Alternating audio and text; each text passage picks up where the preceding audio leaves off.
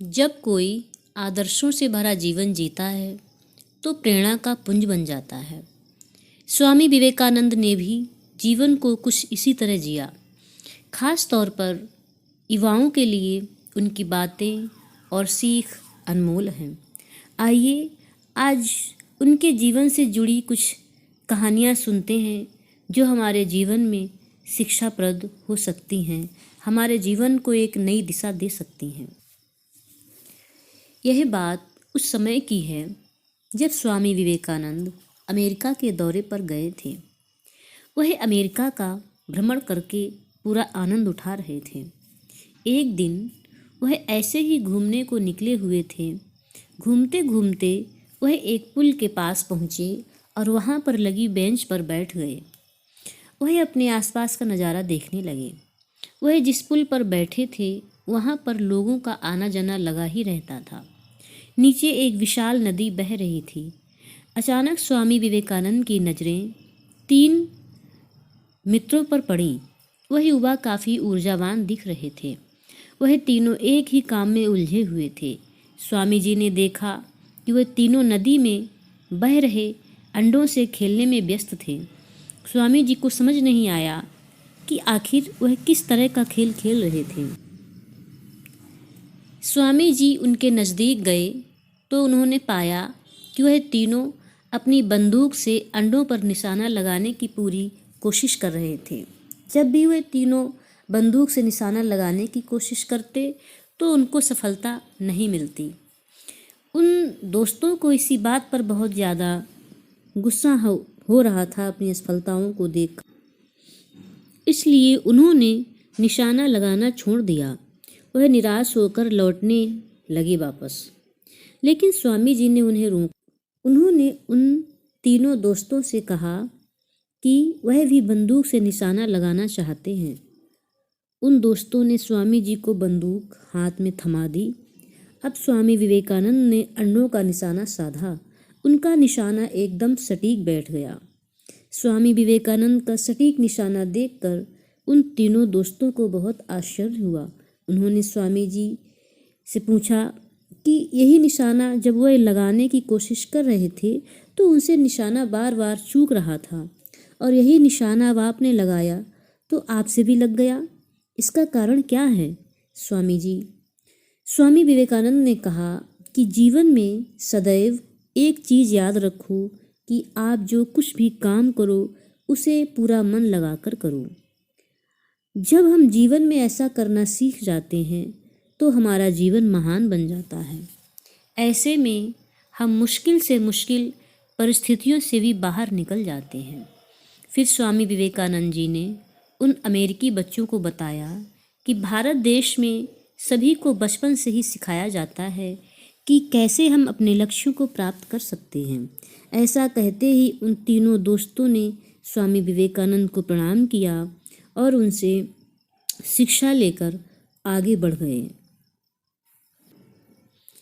स्वामी विवेकानंद का जीवन एक आम इंसान से बहुत ही अलग रहा है। वह बचपन से ही मेधावी और होनहार छात्र थे। उनको तर्क वितर्क करना बहुत अच्छा लगता था।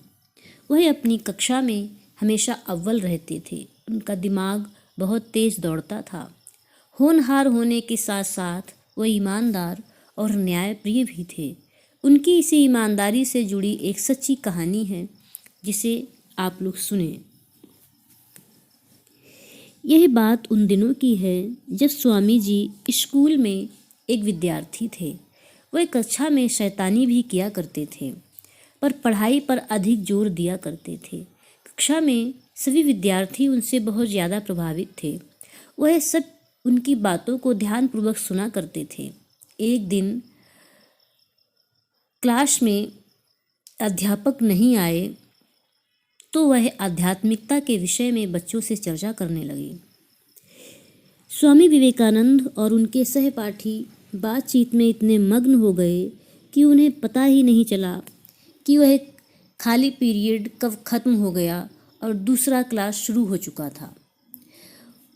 वह सब बातों में ही लीन थे कि अचानक उनके अंग्रेजी के शिक्षक ने क्लास में प्रवेश किया, पर बच्चों को बातचीत के चलते पता ही नहीं चला कि उनके मास्टर जी आ चुके हैं। जब किसी ने भी टीचर की बात नहीं सुनी, मास्टर जी को नहीं देखा, तो मास्टर जी को बहुत गुस्सा आया। मास्टर जी अब बहुत तेज़ आवाज़ में बोले तो कहीं जाकर बच्चों को पता चला। सभी ने मास्टर जी की बात नहीं सुनने के लिए माफ़ी मांगी, पर मास्टर जी का गुस्सा शांत नहीं हो रहा था। मास्टर जी ने बच्चों से कहा कि अगर वह उनके द्वारा पूछे गए सवाल का जवाब दे देंगे तब तो वह उनको माफ़ कर देंगे, क्षमा कर देंगे, नहीं तो फिर सभी विद्यार्थी को सज़ा मिलेगी। मास्टर जी ने सभी से अंग्रेजी विषय के सवाल पूछने शुरू कर दिए, सिवाय स्वामी विवेकानंद के। कोई भी बच्चा टीचर के सवालों का जवाब नहीं दे पाया। मास्टर जी विवेकानंद के जवाब से बहुत खुश हुए और उन्होंने विवेकानंद को क्षमा कर दिया। बाकी के सभी बच्चों पर मास्टर जी आग बबूला हो रहे थे। उन्होंने तुरंत ही सभी बच्चों को सजा के तौर पर कक्षा से बाहर निकलने का आदेश दिया। जब सब बच्चे कक्षा से बाहर निकलने लगे तो पीछे पीछे स्वामी विवेकानंद भी जाने लगे। यह देखकर मास्टर जी ने विवेकानंद को रोकते हुए कहा कि नरेंद्र उनके बचपन का नाम था। नरेंद्र, मैंने तुम्हें जाने के लिए नहीं बोला, मैंने तो इन बच्चों को कक्षा से बाहर जाने के लिए बोला है। इस पर स्वामी विवेकानंद बोले, लेकिन मास्टर जी, मेरी सज़ा ये सभी क्यों भुगतें? दरअसल मैं ही इनको बात करवा रहा था, तो सज़ा तो मुझे ही मिलनी चाहिए। स्वामी जी की बात सुनते ही मास्टर जी खुशी के मारे गदगद हो गए और वह विवेकानंद की ईमानदारी से बहुत प्रभावित हुए और सभी विद्यार्थियों को क्षमा कर दिया। विवेकानंद का प्रभाव दूर दूर तक फैलता जा रहा था। चाहे वह देश हो या विदेश हो, सभी कोई विवेकानंद जी से बहुत प्रेरित थे। हर कोई उनसे मिलकर अच्छी शिक्षा लेना चाहता था। कोई उन्हें अपने भाई के रूप में देखता तो कोई उन्हें अपने बेटे के रूप में देखता। नारी के सम्मान में विवेकानंद का बहुत ही प्रभाव था। वो नारी का बहुत सम्मान करते थे। एक वृत्तांत ऐसा भी है जिसमें एक स्त्री ने स्वामी विवेकानंद जी को अपना पति बनाना चाहा। उन दिनों स्वामी जी अमेरिका के दौरे पर थे। एक दिन की बात है जब एक विदेशी महिला उनसे मिलने आई। वह स्वामी विवेकानंद से अत्यंत प्रभावित थी, यहाँ तक कि उसने उन्हें अपना पति भी मान लिया था। वह विवेकानंद के पास आकर बोली, मैंने आपके बारे में जब से सुना है तब से मैं आपकी ही मुरीद हो गई हूँ। मैं आपको अपना पति मान बैठी हूँ क्योंकि आप हर तरह से बहुत ही अच्छे हैं।